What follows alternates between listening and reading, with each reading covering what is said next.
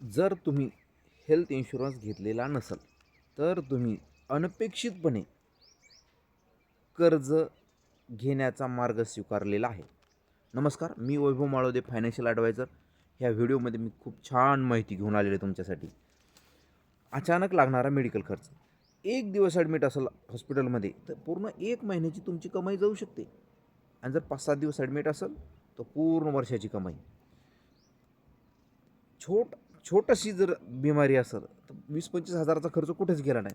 पण हाच खर्च जर का 10 लाख 20 लाख जर एवढी रक्कम लागली तर आपल्याला आपली जी केलेली बचत आहे, मुलांच्या लग्नासाठी केलेली बचत, मुलीच्या लग्नासाठी केलेली बचत, शिक्षणासाठी केलेली बचत, ही पैशाची बचत ह्या दाखवण्यासाठी खर्च करावी लागते.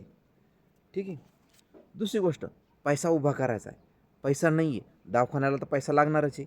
तर मग घ्यावा लागतो कर्ज. कोणाकडून घ्यावं लागतं? अर्जंटमध्ये देणारा एकमेव व्यक्ती आहे सावकार.